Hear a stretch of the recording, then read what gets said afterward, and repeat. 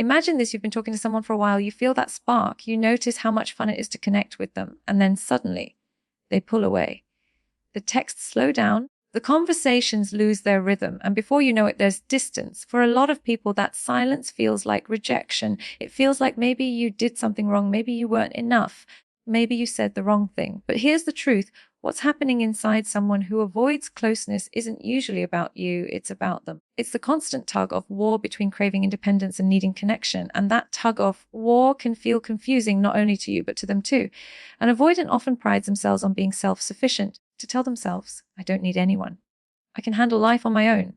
That belief isn't born from strength. It's usually born from past experiences. Maybe growing up in an environment where needing people led to disappointment or where expressing feelings wasn't safe. So as adults, avoidants swing to one side of the pendulum. They chase independence. They cling to space. They convince themselves that relying on someone else is weakness. But here's where the psychology gets interesting. No matter how much someone convinces themselves that they don't need others, the truth is, as human beings, we're wired for connection. It's built into our DNA. You can fight it, you can suppress it, but eventually the longing for closeness wins, even if just for a moment. This is why avoidants disappear and then text you out of nowhere. When they first feel the closeness building, it triggers their fear of losing control. Suddenly, being vulnerable feels too risky, so they retreat.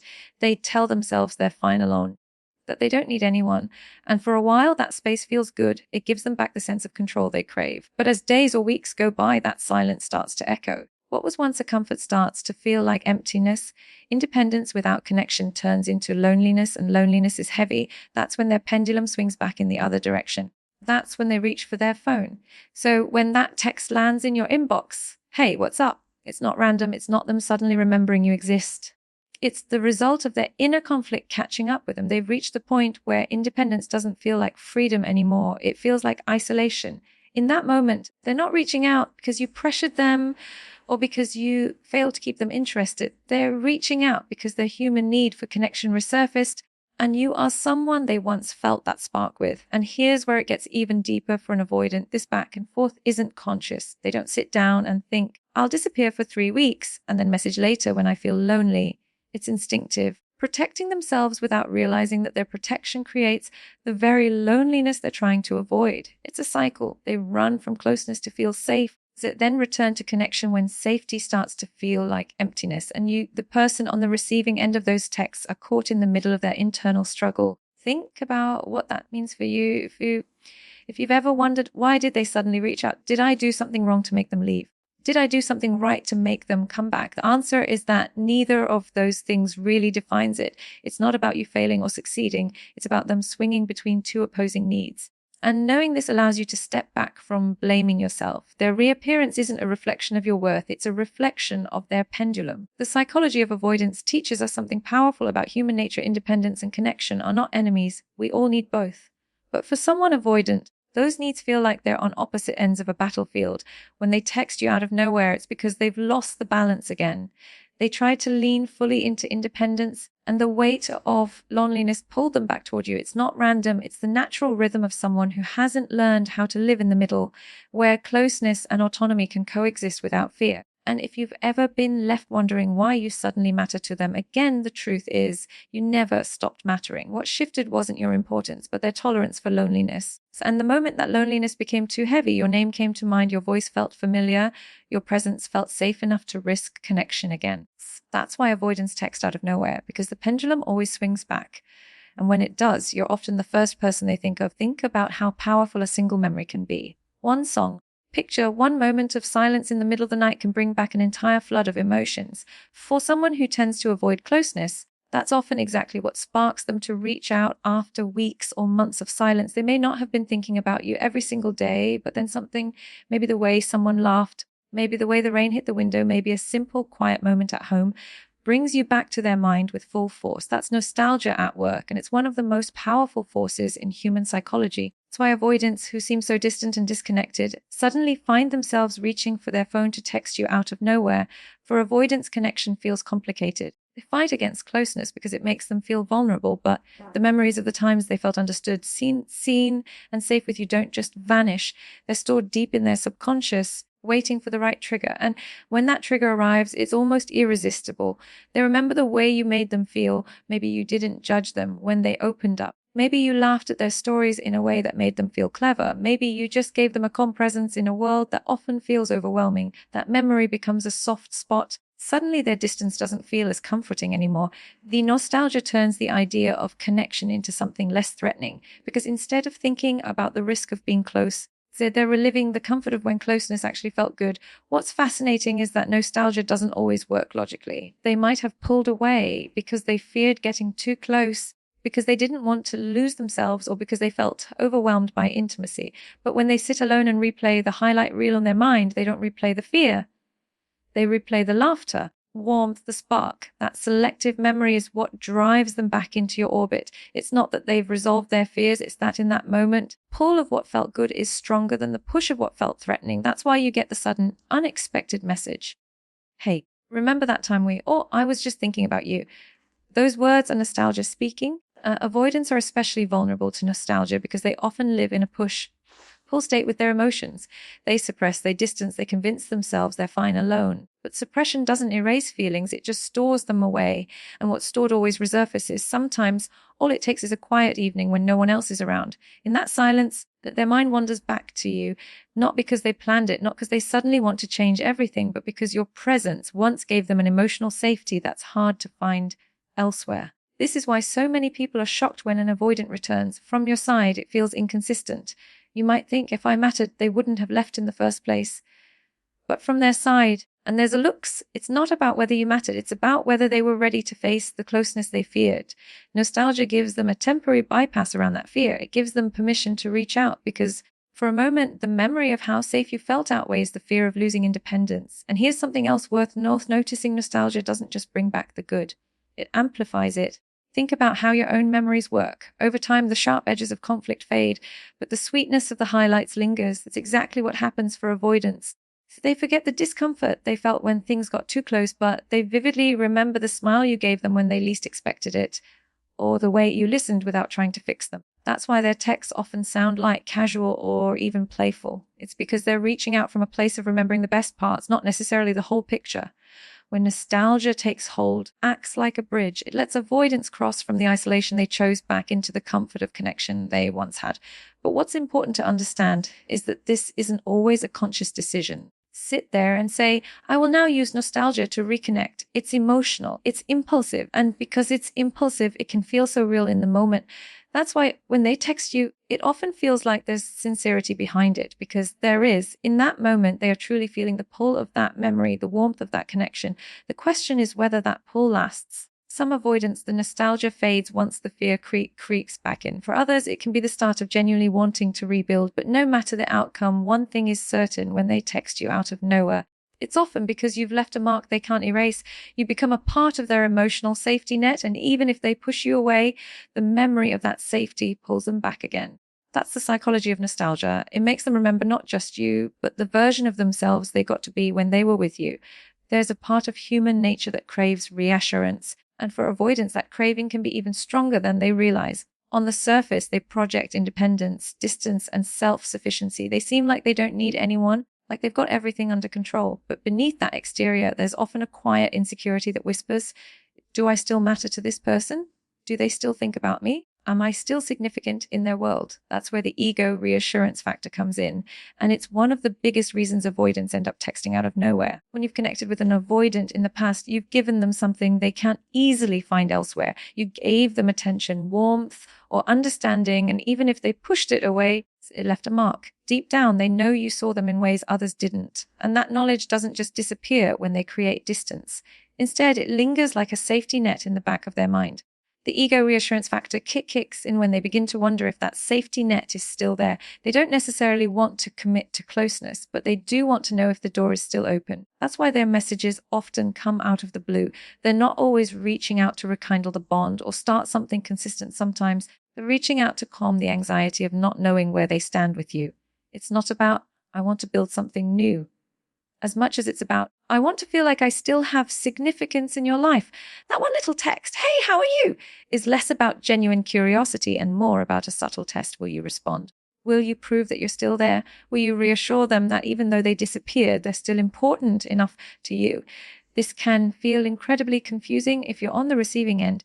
Because for you, that text might stir up hope. You might think they must miss me, they must want to reconnect. And in some cases, they genuinely do. But in many cases, it's their ego driving the message, not their heart. They don't want to lose the sense of significance they had with you. They want to know they still have that power, that influence, that place in your life. It's human to want reassurance. But the challenge with avoidance is that they often seek it without offering stability in return. Imagine how this plays out emotionally. They've been silent, you've been wondering, maybe even hurting, and then suddenly they appear. When you respond, it gives them that rush of comfort. They feel validated.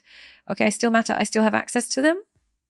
For them, that reassurance is soothing. Once they've had it, they may pull back again because the original fear of closeness is still unresolved. The cycle continues: distance, insecurity, reassurance, seeking, and then more distance. What's crucial to understand here is that this behavior doesn't mean they're manipulative in a malicious way. Often, avoidants don't even consciously realize that they're seeking reassurance. They may genuinely believe they just wanted to check in or that they randomly thought of you.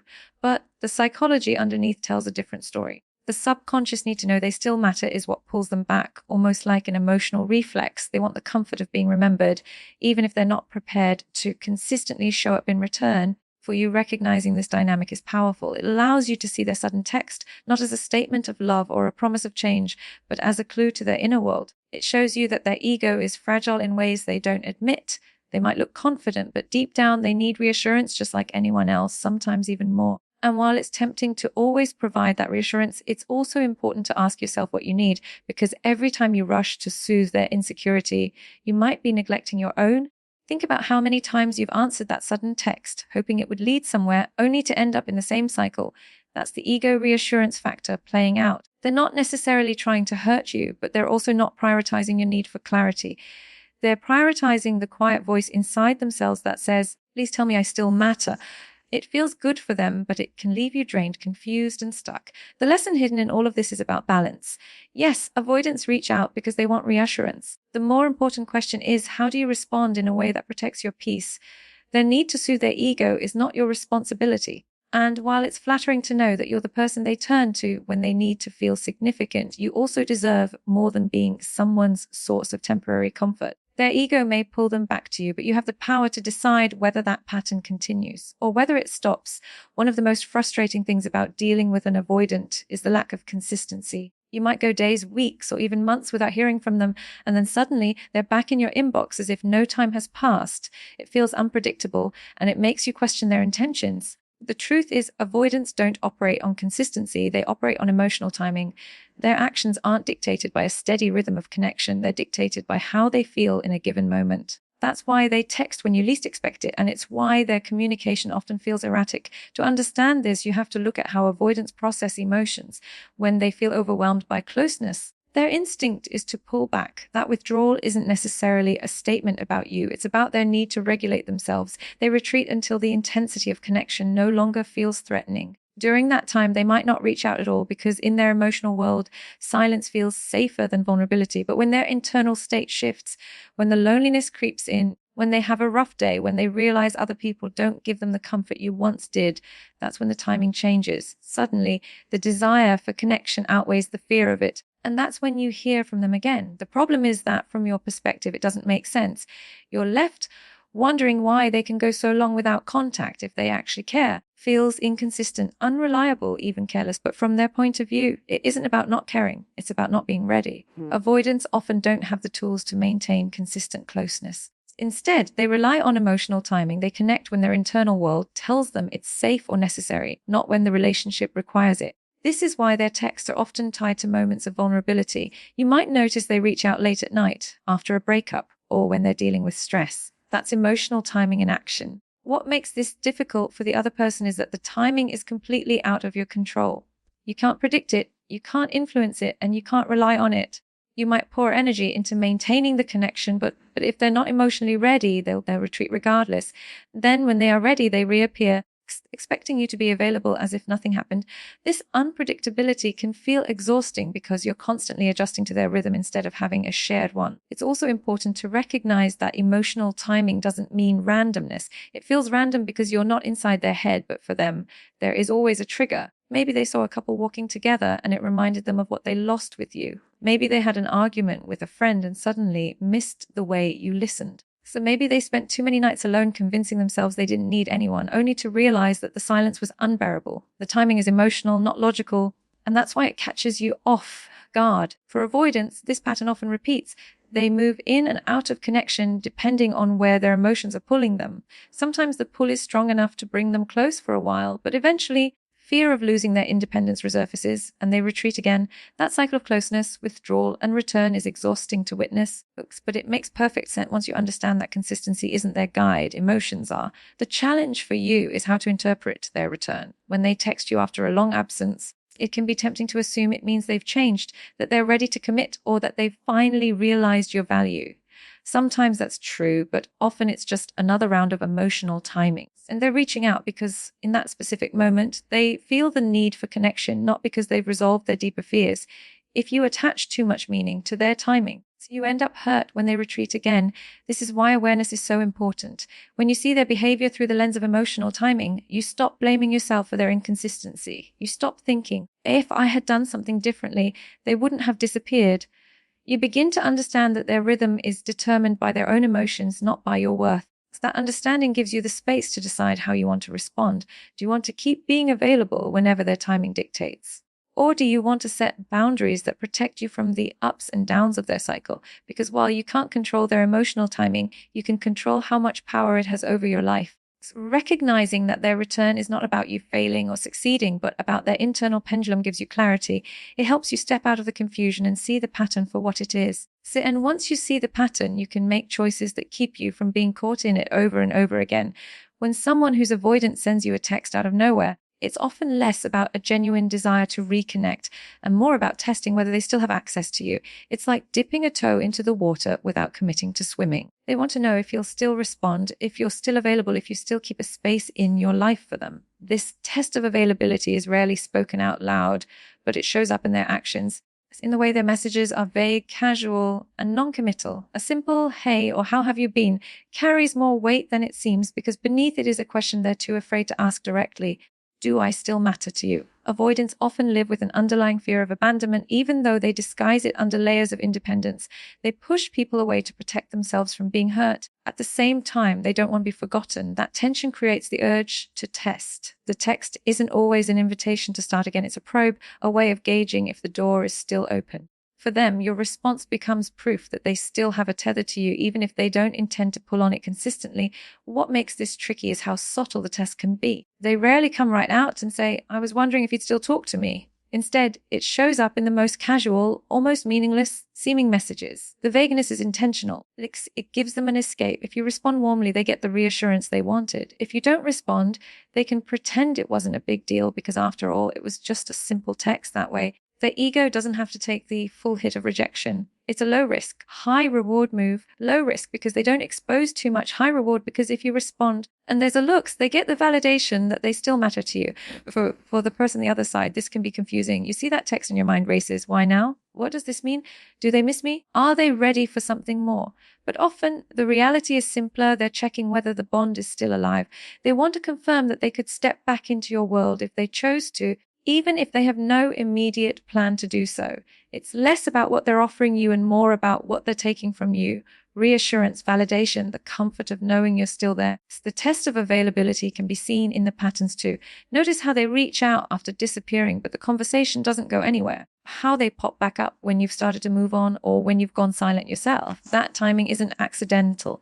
It is their way of making sure they haven't lost their place in your life. Even if they don't consciously plan it, their actions reveal the need they want to feel, that they're still on your mind, still in your heart, still someone you'll make space for. The important thing to understand is that this test isn't always malicious. It's not necessarily them playing games. Most of the time, it's unconscious. It's how their fears and insecurities show up. They want to know you're still there, but they're not ready to meet you with consistency or commitment. The tragedy is that this leaves you carrying the weight. So you're the one who has to decide how much energy to give when their text is more about their need for reassurance than about building something real with you. The test itself reveals something powerful about human psychology. We all want to know we matter.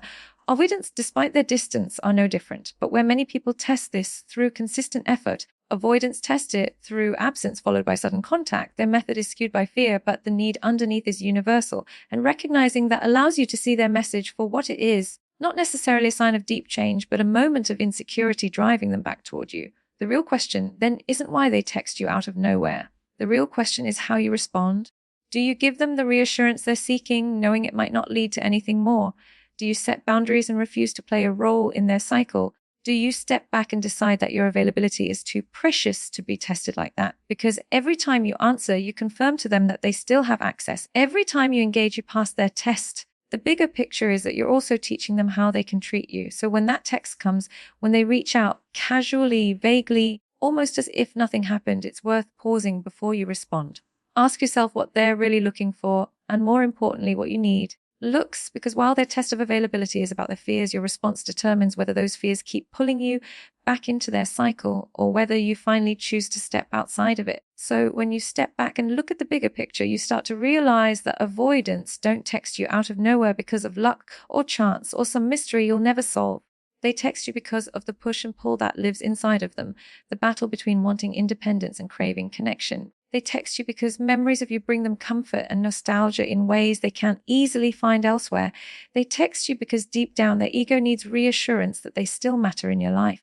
They text you because their emotions, not consistency, drive their timing. And they text you because they're quietly testing whether you're still available, whether they can still step back into your world whenever they choose. But here's the truth I want you to carry with you. None of those reasons have anything to do with your worth. Their silence is not your failure. Their sudden return is not your validation. Their cycle belongs to them, not to you. And the moment you understand this, you free yourself from questioning your value every time that message lights up your phone. The power is not in asking why they reached out. The power is in asking yourself what you want to do with that message. Do you allow yourself to be pulled back into their cycle? Or do you choose something greater, clarity, consistency, and connection with someone who doesn't just reach for you when it's convenient, but shows up for you fully and consistently? Because you deserve that. You deserve more than being someone's test of availability or someone's comfort in their loneliness. You deserve a love that doesn't just appear out of nowhere, but stays, grows, and commits. So the next time your phone buzzes with a text that feels unexpected, remember the psychology behind it. Remember the reasons they reached out, but most importantly, remember your power. You are not defined by their patterns. You are defined by the choices you make in response to them. Thank you so much for giving me your time, your energy, and your attention today. I appreciate you for being here, for listening with an open heart, and for wanting to grow in your relationships. I hope these insights help you not just understand avoidance better, but also help you stand stronger in your own boundaries, in your own value, and in your own worth. Take care of yourself, honor your heart, and remember, you are worthy of love that doesn't disappear and reappear out of nowhere. You are worthy of love that stays. Thank you. Goodbye.